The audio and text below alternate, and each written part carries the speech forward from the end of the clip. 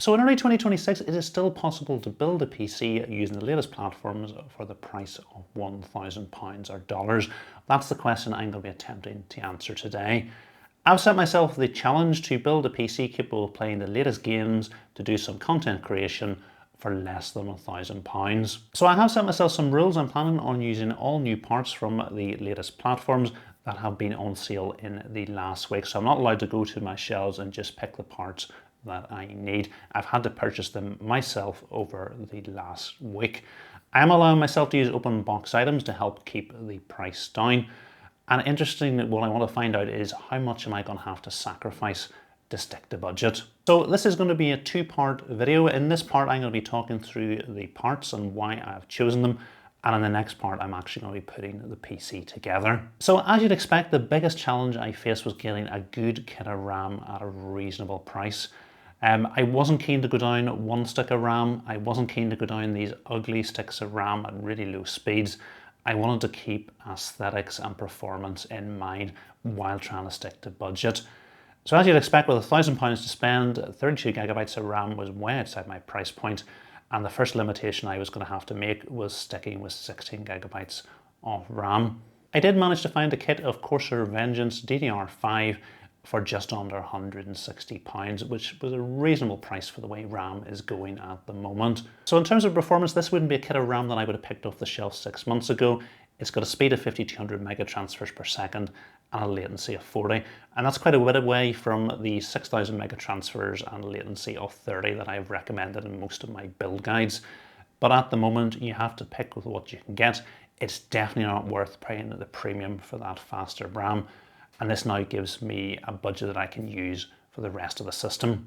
So now we've got the RAM out of the way, the next thing I wanted to take a look at was the graphics card.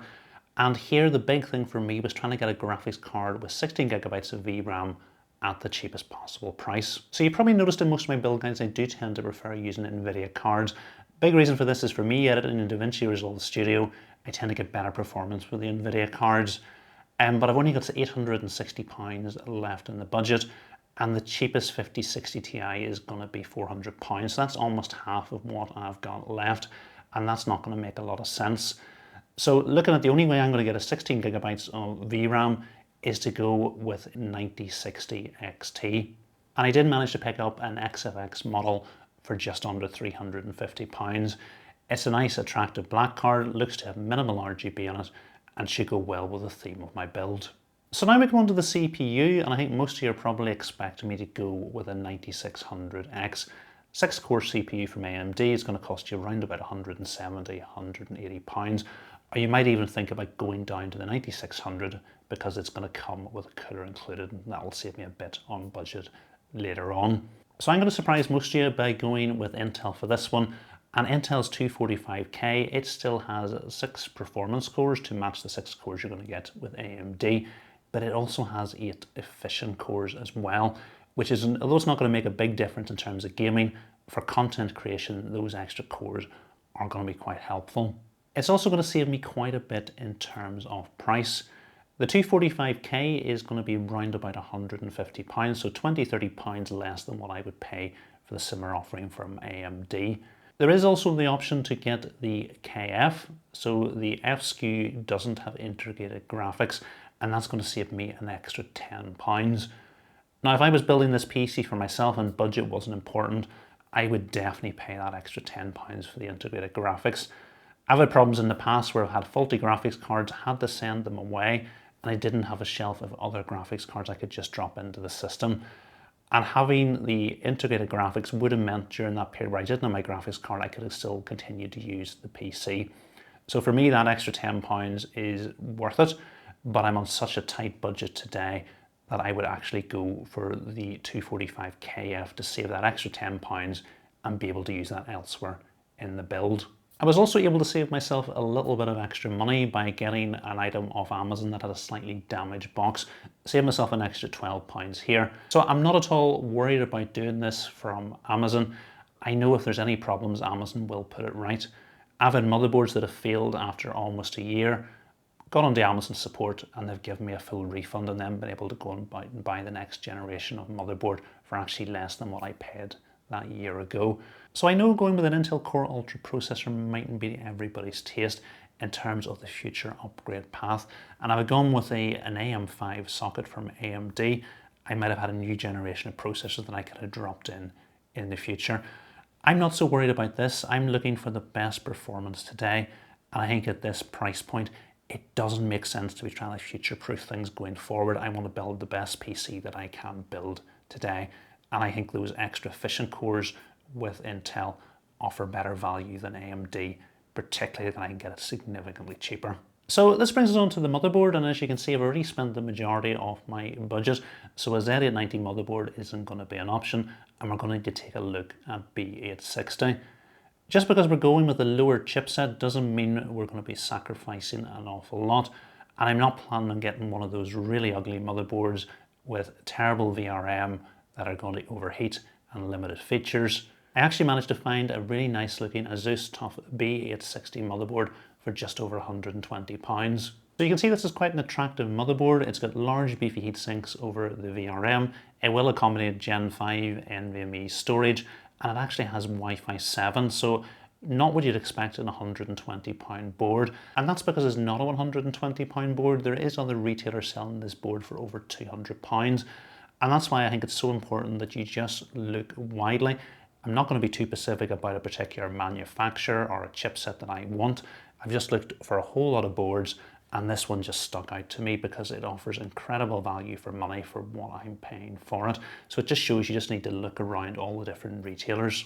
So in terms of cooling our CPU, an air cooler is going to be our best option in terms of price, but an AIO really to cool a 245KF is going to be unnecessary. The maximum TDP that our CPU will go up to is 159 watts in turbo mode, and I managed to pick up a nice air cooler from BQuat. It's their Pure Rock 3 in black, which I managed to pick up for just under £28, and it will cool a CPU up to a TDP of 190 watts.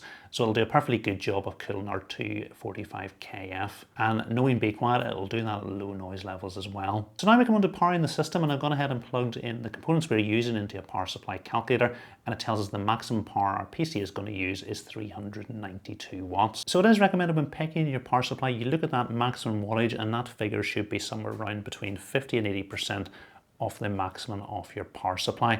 So with a 550 watt power supply, our maximum load would be 71% of that power supply. So we could definitely get away with that and save ourselves some money by going for a more powerful power supply. The only place that is going to hurt us in the future is if we want to add a more powerful graphics card or CPU into the system. But again, at the budget I've got, future-proofing the PC and paying for performance that we're not going to use at the moment isn't going to be the best option. So I did manage to get a 550 watt bronze power supply from Lian Li. It's part of their RB series with integrated cable management, and I previously covered the 750 watt version on the channel and was very impressed with it. I'm not worried about the bronze efficiency rating. Again, at this price point, I just have to save as much money as I can. And I think the more important thing is to pick a power supply from a recognized brand like Lian Li, where I'm not going to have to worry about it setting my PC and my house on fire. So we now need a case to put our components in, and there's not a lot of money left in the budget at all. I know a lot of people would pick up a $20, $30 no-name case that's going to look awful and have horrible noisy case fans in it. I'm not going to do that, as you can imagine. The big part of my channel is picking nice cases and having nice aesthetic looking builds. And I still think that is possible to do on a budget, but I wasn't able to do that for any less than £50. So I did manage to find a nice looking case from APNX. It's the Creator C1 ChromaFlair. It's normally over £120, but I managed to get it for less than 50 because it was on sale at the moment. I think this is a pretty attractive looking case. It comes with 4 reasonably good case fans with ARGB on them. And I'm hoping these are good fans. They're slightly thicker than the standard fans. And hopefully with our system not needing an awful lot of cooling, I'm going to have these fans running nice and cool and quiet and still having a nice attractive build without having to spend a lot of money. To drop this down to £30 and sacrifice those aesthetics and the noise levels was just something I'm not prepared to tolerate. So I've just got over £115 left in the budget, and the only thing I've got to get is an SSD. Now, like RAM, SSD pricing is absolutely crazy at the moment. And I was really keen, despite being limited by budget and the market at the moment, I was keen to go with a 1 TB drive and at least a Gen 4 drive with sensible speeds if possible. The reason I've left this to the end is I have made a slight change in what I was planning on going with. I originally had found a really nice drive in stock and available to buy from SABRENT. It's a 1 TB Gen 4 drive with speeds of up to 7 GB per second. So a very nice drive, and there is a lot of rubbish drives costing much more than this at the moment. So I was just finalizing the part list last night and I came across another open box item on Amazon. It was a Samsung 9100 Pro 1 TB drive for £125. And this is a drive that normally costs well over £200 in the current climate. It is twice as fast as the SABRENT drive that I was planning on buying, and I just couldn't resist adding it in. So adding it in, it does take me slightly over the budget at £1,008, but my aim was to stay within £10 of that budget either way, so I'm happy enough with that. But if you did want to strictly stick to under that £1,000, you could go ahead with the SABRENT drive. It's in stock and available to buy today. Okay, so that's all the parts that I'm going to be using. I'm really impressed with that, what I actually put together for just over £1,008. So we've got a premium case from a premium manufacturer with hopefully good fans that I'm going to be able to get running nice and cool and quiet and looking good.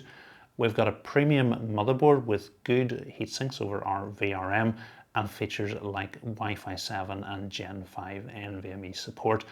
I wasn't expecting to use the Gen 5 NVMe support, but we're going to be able to do that with our premium Samsung drive. Our CPU cooler should run nice and cool and quiet, coming from a premium brand like BQuat. It's good to see that we've actually been able to pick up a kit of RAM in 2026, and importantly, it's good looking RAM, and we're going to be able to run it in dual channel mode. Again, not expected to get an ATX 3.1 power supply, but we've managed to do that on a budget. And importantly, I wanted to get a graphics card with 16 GB of VRAM, and I've been able to do that all for the price of £1,008. So I'm pretty impressed with what I've put together. Can you actually do better? Do you think I've got things completely wrong with some of my choices? So go ahead and let me know that in the comments, what you would change, what you would swap out, what mistakes have I made. And in the next video, I'm going to be showing you how to assemble them. So hopefully you have enjoyed this video. If you have, please remember to give it a thumbs up. And if you're not currently subscribed to the channel, please hit the subscribe button as well.